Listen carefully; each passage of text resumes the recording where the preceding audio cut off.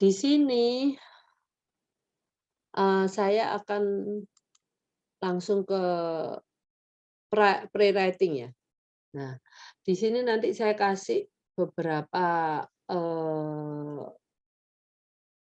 model-model yang mestinya bisa dilakukan tahun ke berapa, tujuannya adalah anak kita itu bisa menggambar ini secara mandiri tanpa model.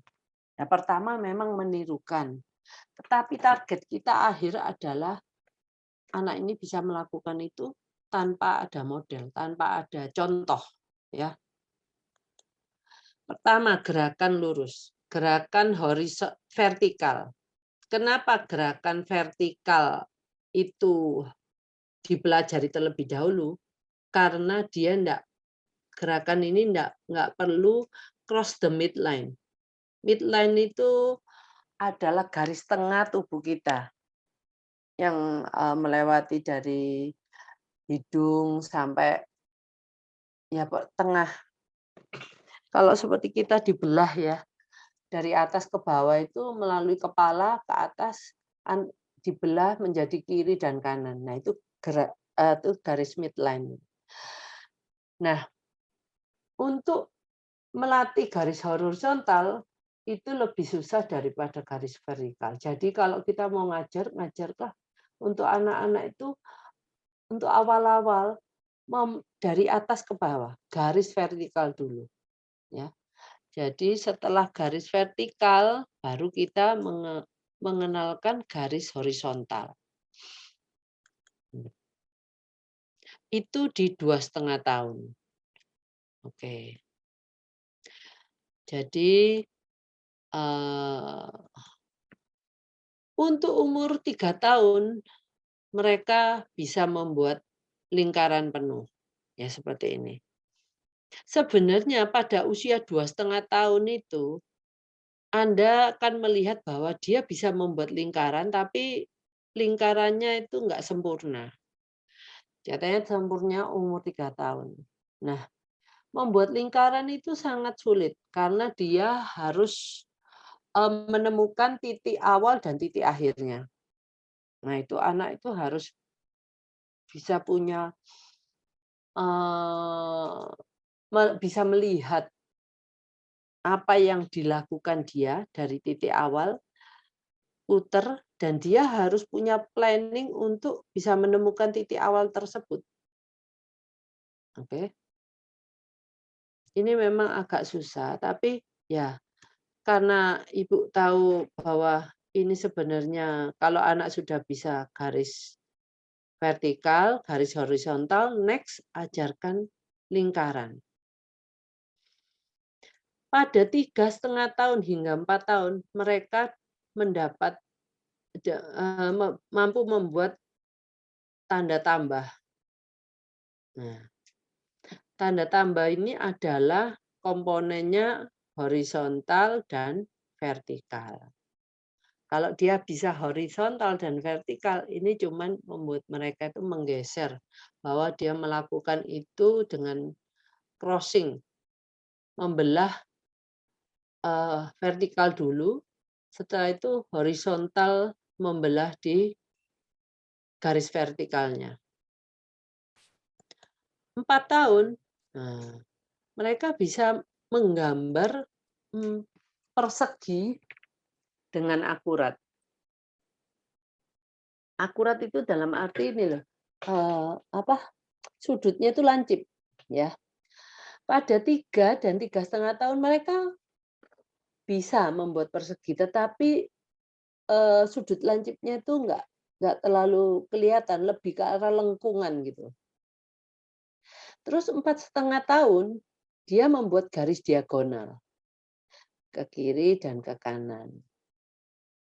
Nah, 4 tahun 11 bulan, dia bisa membuat ini crossing, seperti angka X. Oh ya, saya lupa. Ini, umur-umurnya seperti ini ini bukan untuk anak-anak spesial memang, ini adalah average rata-rata anak normal. Nah, tetapi kalau kita punya acuan seperti ini, kita tahu bahwa itu bisa dilakukan oleh anak-anak pada umur berapa tahun, anak kita belum bisa melakukan, kita bisa, menyusulkan dengan, eee, dengan struktur yang seperti ini. Jangan tiba-tiba, oh anaknya belum bisa ini horizontal, vertikal, dia langsung ngajarin tanda tambah, ya. Dari sana dulu supaya kita tidak sulit. Kalau kita sudah mengawalinya dengan benar, dengan urutan yang benar, maka dia nanti hanya, nggak akan kesulitan untuk ke step selanjutnya.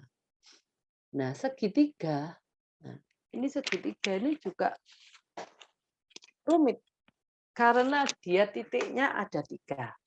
Nah, kalau titik kalau dia sudah membangun garis ini, nah sekarang dia harus me apa ya, memproyeksikan dengan tepat bahwa ini harus berakhir di sini. Nah, itu juga,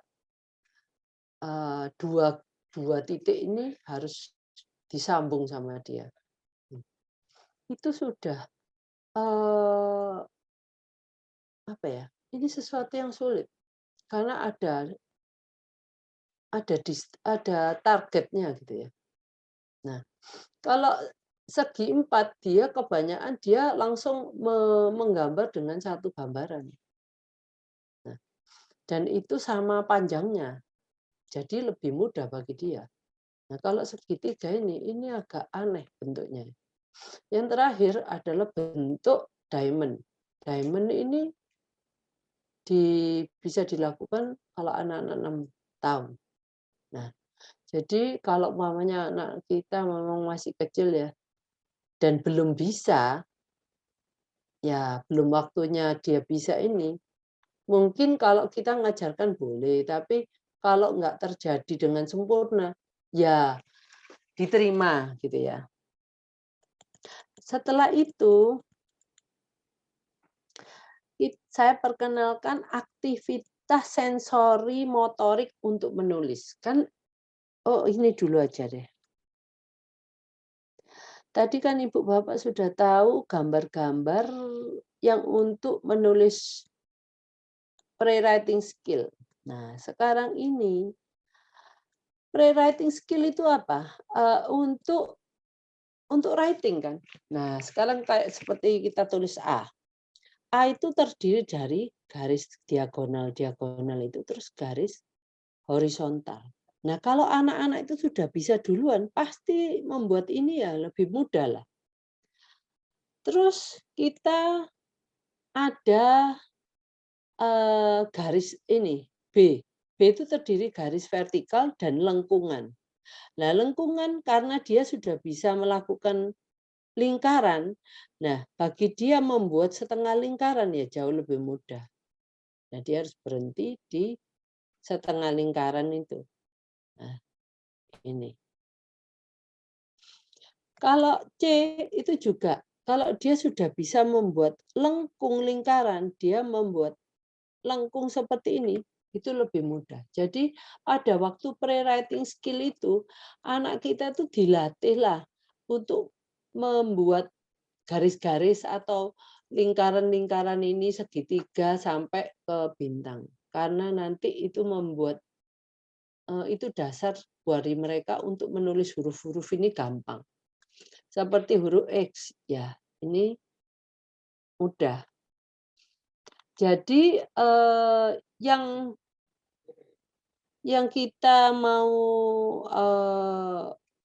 yang saya mau katakan di sini, kemampuan pre-writing skill itu perlu diasah lebih bagus untuk mempersiapkan anak-anak menulis huruf. Oke.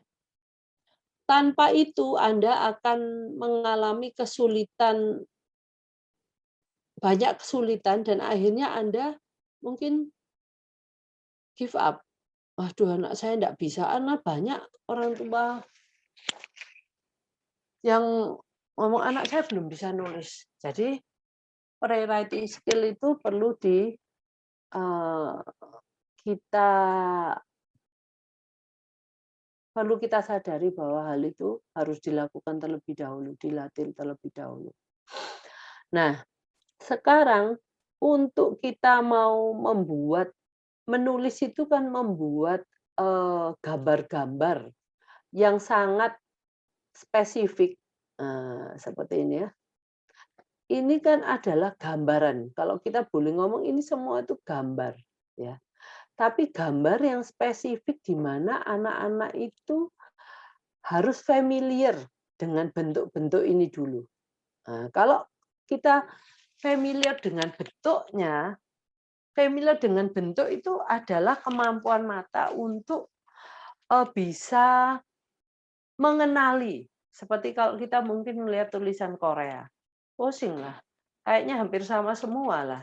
Nah, tapi kalau kita mungkin belajar, mmm, part ABC-nya huruf Korea, mungkin bagi kita untuk melihatnya tuh jauh lebih gampang. Oh, ini saya tahu bagian tulisan ini adalah sebagian ini seperti tulisannya huruf A.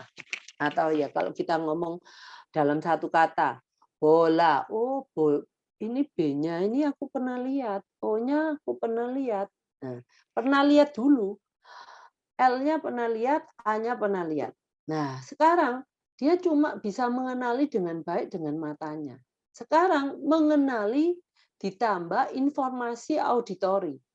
Nah, jadi pada waktu kita mengajarkan A, B, C, D ini, ya, selain kita memberikan masukan dari secara visual, jangan lupa berikan masukan secara auditorinya.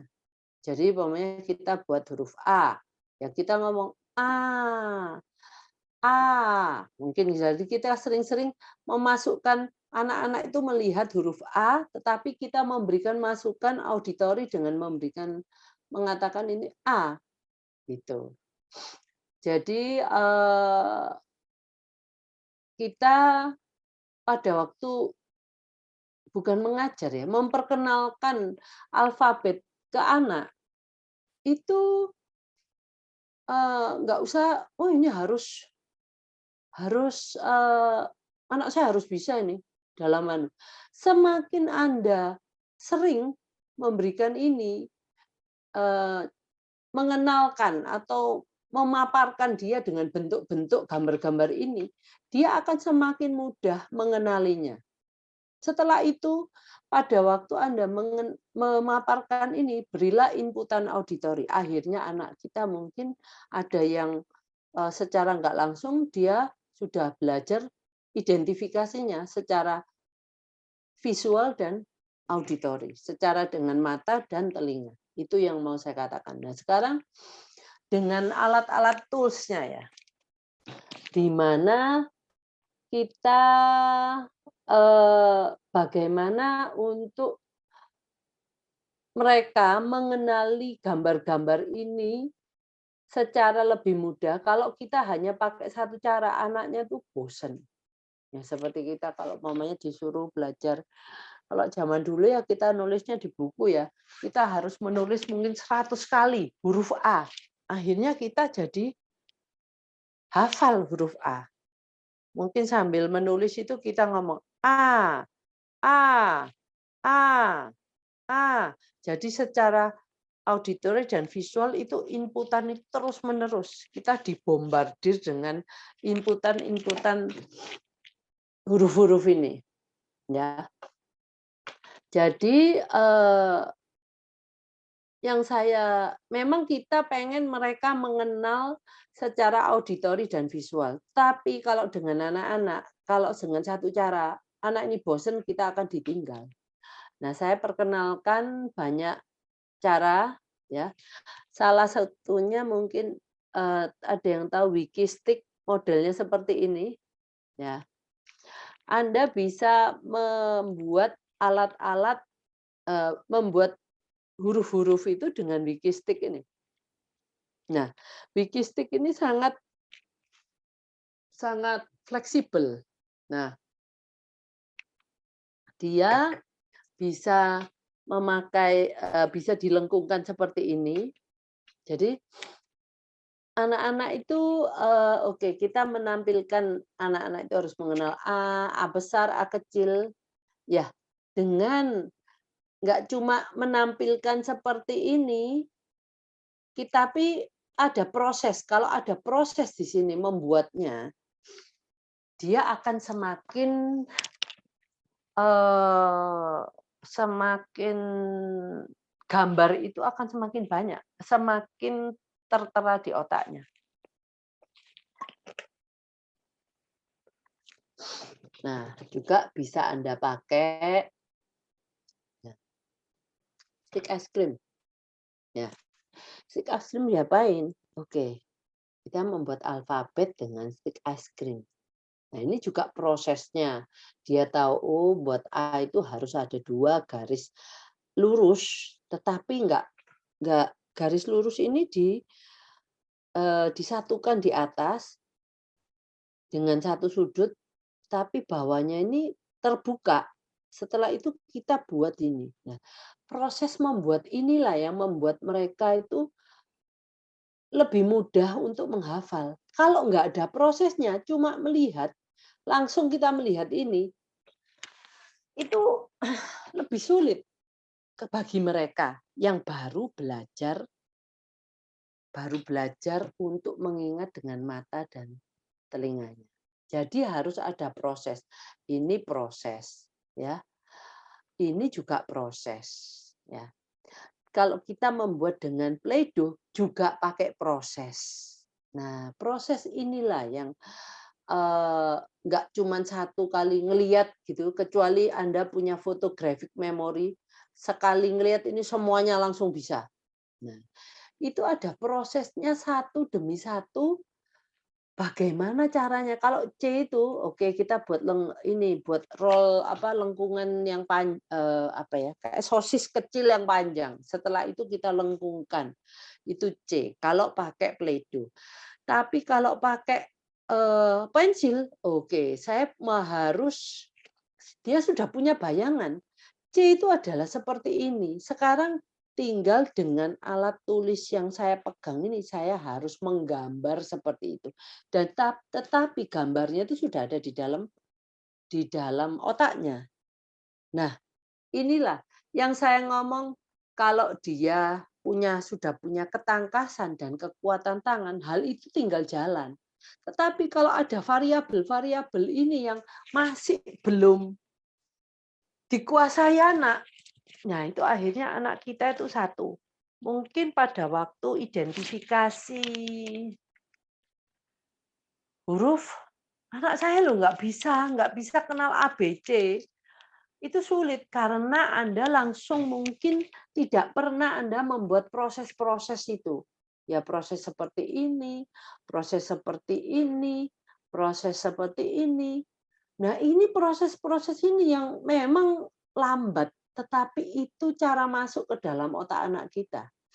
Ada juga yang mungkin saya anukan, pakai krayon. Nah, ini sudah ada. Contohnya I. Dia apa ini I?